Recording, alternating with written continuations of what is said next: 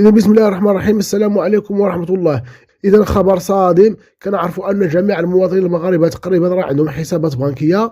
كاين اللي عنده الحساب البنكي كيخبي فيه الفلوس ديالو، وكاين اللي عنده الحساب البنكي كيدوز ليه الصادر ديال شي خدمة اللي هو خدام فيها. إذا الله يرحم لكم الوالدين اللي عنده شي حساب بنكي، مرة يبقى يشوف السولد ديالو، ياك ما كينقص ليه، وكذلك يبقى يرد البال العمليات اللي كيدير، ياك ما كاينين تما شي عمليات كيداروا بلا اخبار ديالو بلا الاذن ديالو. حيتاش راه كاينين شي زبناء اللي لقاو الفلوس ديالهم راه مشاو لهم من الحسابات البنكيه ديالهم. كاين اللي مشات ليه 100 درهم، كاين اللي مشات ليه 200 درهم، وكاين اللي مشات ليه حتى ل 500 درهم في واحد البنكه اللي غادي نهضروا عليها دابا في هذا الفيديو ان شاء الله. اذا قال لك تفاجأ بعض الزبناء ديال سي اش من اختفاء الاموال ديالهم من حساباتهم البنكيه بشكل مفاجئ، الشيء الذي اثار جدل كبير في الزبناء ديال سي اش من اختفاء الاموال ديالهم بطريقه غريبه. قال لك ولاحظ رواد مواقع التواصل الاجتماعي ان العديد من المواطنين يشتكون من اختفاء الاموال ديالهم من الحسابات ديالهم من سي اش. يعني راه ماشي واحد المواطن، ماشي جوج، قال لك راه العديد من المواطنين مشاو لهم الفلوس ديالهم.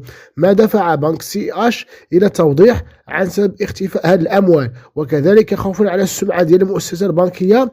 قال لك ومثل هذا الخبر قد يدفع العديد من الزبناء الى سحب اموالهم، حيث خرجت سي اش بتوضيح ونفى أنه لم يكن هناك أي اقتطاع أو سحوبات من أي حساب بنكي كيف ما كان خارج القانون المعتمد من طرف البنك المركزي، حيث أشار السي اش أن هناك بعض الاقتطاعات البنكية التي ترجع إلى تاريخ 3 إلى 4 دجنبر 2022، وهي اقتطاعات كانت بسبب مشكلة في تأكيد عملية اقتطاع سي اش في التاريخ المشار إليه. قال حيث قال أن عملية اقتطاع من حساب سي اش لبعض الزبناء قد تمت في بداية، إلى أنه لم يتم عدم تأكيد العمليات هذا الاقتطاع من طرف مركز النقود، حيث تم إرجاع الأموال إلى حساب سي اش لجميع الزبناء.